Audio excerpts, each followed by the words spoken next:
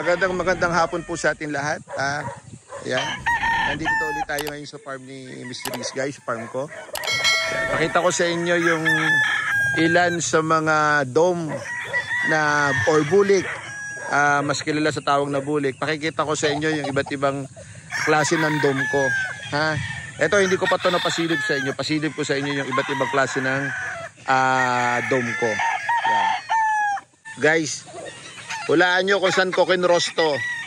Itong dome na to. Yan. Hulaan nyo kung saan ko siya kinross. Anong crosses ko ditong dome na to. Medyo light yung pagkabulik niya. Green leg. Medyo light. Green leg to, guys. Yan. Hulaan nyo. Yan, oh. So makikita nyo, guys, kung anong kalidad ditong ano nito. 7 months old. 7 months. Yan. Okay.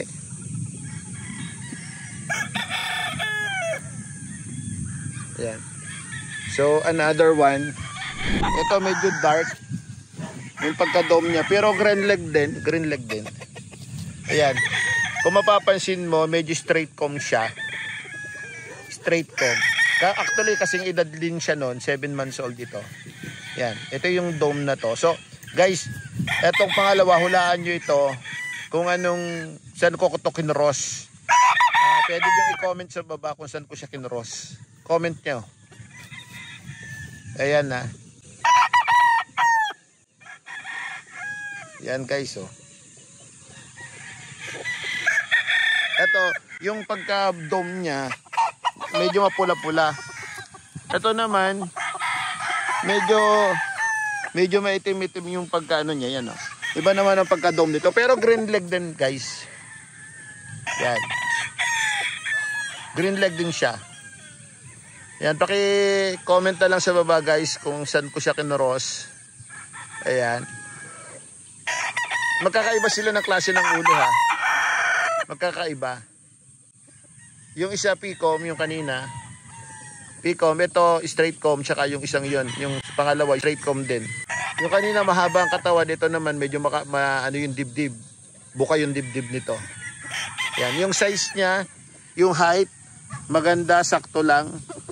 Yan, no? 7 months old din, guys. Ito, meron pa tayong dome dito. Yan. Yan, guys, makikita mo kung anong klase ng dome yan. Ayan, straight comb din yan, guys. Actually, kapatid yan nung pangatlo na pinakita ko sa inyo. Ayan. Ito pa isa, guys. Pakita ko pa sa inyo. Isang klase pa ng dome. Ito medyo may pagka-blues. Yung pagka-dome nito, guys, may pagka-blues. Yan na. Comment lang sa baba kung saan ko siya kinross. Okay, ito pa. Bulik or dome. Ito, meron pa ako isang bulik or dome. Ito, guys. Yan. Yan, oh. Ito, mapapansin mo, guys. Itim yung tuka niya. Green legs. Medyo nagbublus-blus yung pakpak at saka buntot. So, paki-comment lang kung saan ko siya kinross. Iko-comment ko, ilalagay ko sa comment check, ano, ha, kung saan ko siya kinross. Ito, another dome. Guys, another dome. Yan. Nakita nyo naman kung gaano ka-quality yung pagka-dome nito, guys. Yan. Kayo na ang humusga kung gaano ka-quality yung pagka-bulik niya o pagka-dome niya. Ayan, guys.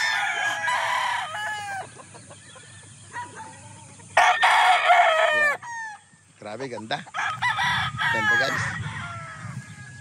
Alright.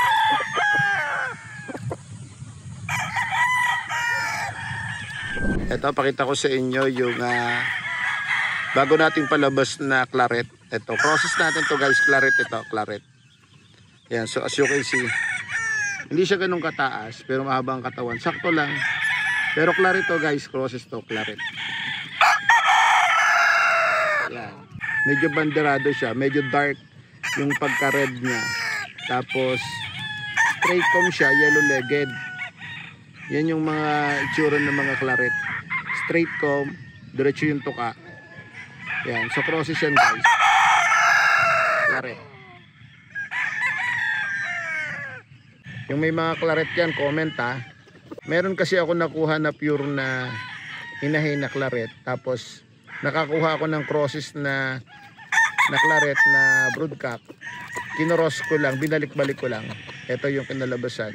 Pero yung anak niya, yung kapatid nito, maganda rin yung mga naging score. Yan. Ito guys, oh. Sakto lang yung ano niya. Hindi siya matangkad, hindi siya mababa. Hindi, okay lang, sakto, maganda. Actually guys, ito 7 months old din. Yan. Medyo mahiyain pa siya.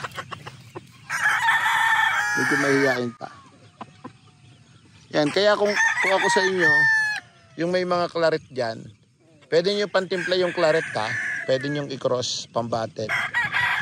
Ang karakteristik ng claret, isa na siguro yung claret sa pinaka matalino na manok, no?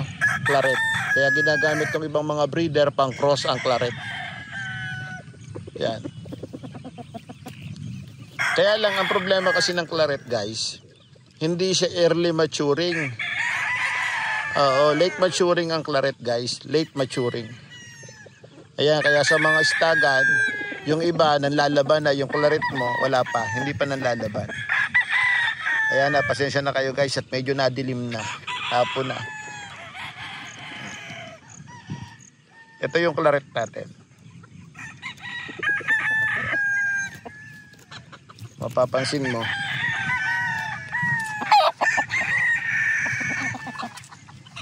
yan guys, na-claret natin. Ito, as you can see, early bird po ito. Crosses ko sa Boston. Straight comb. Guys, early bird po siya. Yan na.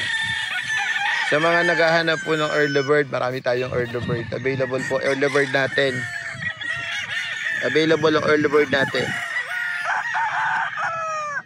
Pasilip po sa inyo yung ibang mga early bird natin. Dami tayong early bird. Ito guys, early bird to. Ayan na, sa mga naghahanap ng early bird. Ayan. Ayan. Sa mga naghahanap ng early bird. Ito po, early bird. Yan, sa mga naghahanap po ng early bird guys, ito, early bird din po ito, early bird. Yan.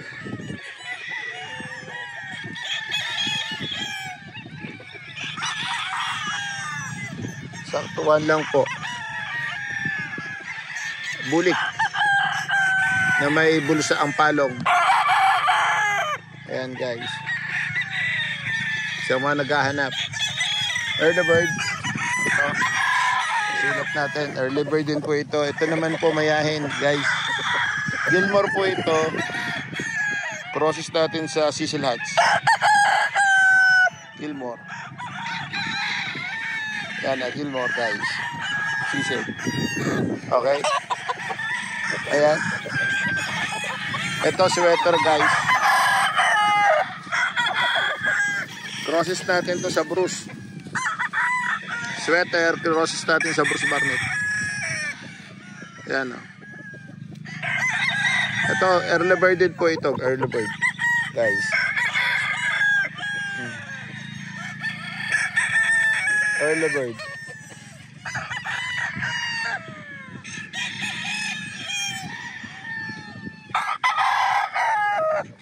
Sakit ako sa inyo.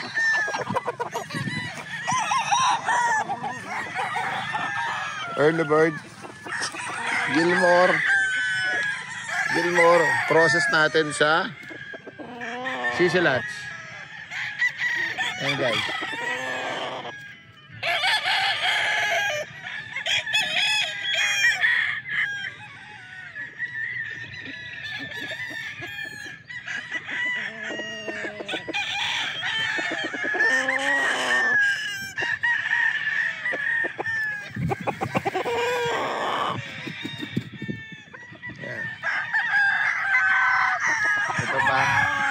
Ito pa.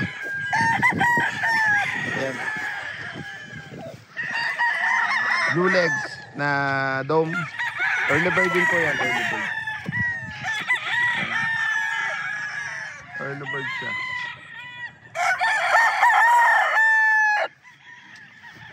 Ayan. Ito guys. Process natin to Boston Lemon. Yan. Early bird din po. Yan. Early bird din. Boston Lemon. Guys. Sa mga naghahanap po ng early bird, napakarami nating early bird dito. Mga banded po yan. Yan, mga banded yan guys.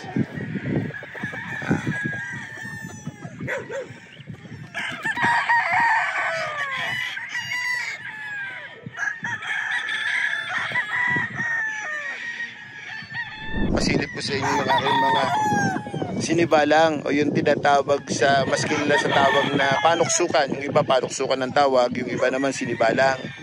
Ayan po. Ito guys. Yan, bigyan ko na kayo ng idea. Ito, ano to, mga 7 months old Bigyan ko kayo ng idea na buwang sinibalang o crosses ko po ito. Nagsimula ito sa White Kilso. White Kilso. Na-cross ko na po to. Kinross ko to. May mga crosses po ako nito ng Melsim Black. May kinross ko po ito ng Boston. Yan. Ipakikita ko sa inyo yung mga sinibalang ko. Yan. Ito po yung mga sinibalang ko guys. Yan. Sakto lang po yung height niya. Normally po ang mga puti kasi, lalo pag maulan, mapangit po talaga yan ang buntot. Ang pagkakaiba po ng mga puti, mas ma-limit sila maglugod kumpara dun sa mga red, sa mga pula. Mayahin, dalusapi, yan. Mas madali pong maglugon ang mga puti. Yan po. Yan, isa po yan sa aking sinibalang. Pasilip ko guys sa inyo isa ko sinibalang. Yan. Ito guys, mapapapansin nyo, pumapangit na yung kanyang buntot. Ayan. Pero bata pa po yan. So maglulugo na siya. Laging una siya sa isang grupo, laging una siyang naglulugod. So mapapansin nyo, ang ganda ng height nyo. Medyo nagdo-dirty pit siya kasi crosses siya sa Melsim Black. Crosses siya sa Melsim Black.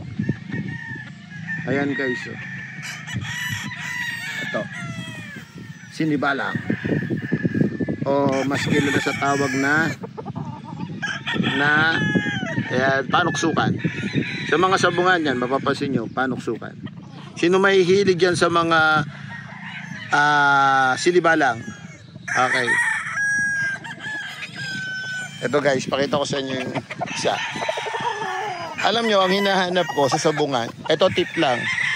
Guys, sa sabungan, pag nasa sabungan ako, pag ako nakakita ng sinibalang, ang unang-unang hinahanap ko, yung may dalawang lawi na itim. Yan. So yung mga may hilig sa sinyales o sinyalado, yan. Ha? Medyo siya malapit-lapit daw siya sa buenas o swerte. Ito makikita nyo, ganda ng katawan niya. Bukang-buka ang dibdib, mahaba ang katawan. Yan o guys o. Mahaba ang dibdib. Yan o. So, napakaganda ng katawan niya. O, sa mga pan dyan ng sinibalang, o yung panuksukan, yan o, napakaganda. Bata pa po yan guys, 7 months old. Yan ha. Sa mga mahihilig sa sinibala, marami po tayong sinibalang. So marami tayong sinibalang dito. Pasilip natin yung iba sinibalang natin. Ha? Marami po tayong sinibalang dito. Yan. Malawak po ito. Pakita ko sa inyo pa yung mga iba sinibalang natin.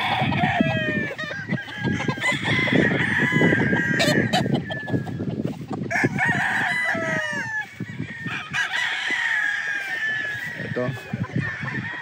Yan, sa mga may hilig sa sinibalang. Ito. binibalang din po ito guys. Ito po, crosses po ito sa Boston. Boston Kelso po ito. White Kelso, cross sa Boston. Ganda ng katawan, o ganda ng size, ganda ng tindig, bukang dibdib, mahaba. Yung sukat ng pasak ko lang, pang istagan, guys. Yan o. Pwede siya materialis, guys. Pwede materialis. Ha? Pwede materialis.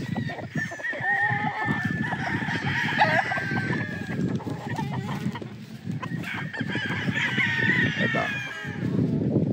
Yan o. Ganda o, pang materialis, guys. Pang materialis. Yan sa mga may hilig po sa hats. Ito po, CC Lats po. Ang father po nito imported. Ayan, napakita ko sa inyo yung tatay nito mamaya. Ayan. So ito po yung palabas natin. Ayan, CC Lats. Alam nyo naman guys, kung gusto nyo malaman kung anong karakteristik ng CC Lats, search po ninyo CC Lats. Napakaganda po ng karakteristik niya. Pero maganda sa kanya, i-cross nyo. Kasi ano siya sa laban gusto niya rambulan agad. So pwede niyo siyang i-cross pwede niyo rin siyang i-cross sa sweater kung gusto niyo. Pwede rin doon sa mga matatalinong manok. Kasi marami siyang paa. Pag gumalaw siya mapaa. Ayan guys, ayan ang CC Lats. Pasili po sa inyo kung nagsanggaling yung CC Lats ko, ano klase yung ama, yung pinaka-ama niya. Pasili po sa inyo yung ama niya, CC Lats.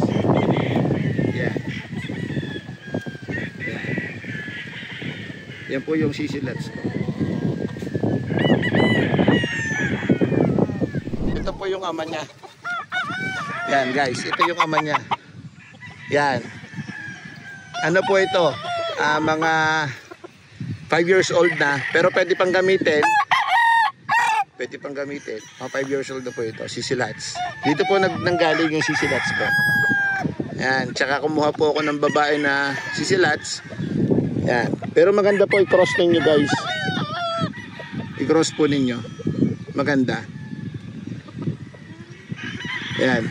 Sa mga may hilig sa hats. Yan. Kung gusto nyo, hats to hats, pwede rin. Gilmore hats, pwede rin. Oh, yan. Pwede rin yung isubukan po siya sa hats gray. Yan na. Doon sa mga angat na manok, pwede nyo siyang sa mga sweater, sa mga cross nyo. Actually pwede nyo siyang i-cross sa claret. Subukan nyo, claret. Maganda siya sa claret. Yan pati ang ganda ng katawan niya guys. Kahit 5 taon na, hindi lumulobo yung body niya. Hindi siya lumalaki kumpara dun sa ibang manok. Yung mga kasi pag tumatanda, lumulobo katawan. Ito hindi guys. Yan. Hindi siya lumulobo yung katawan. CC Lats guys, CC Lats.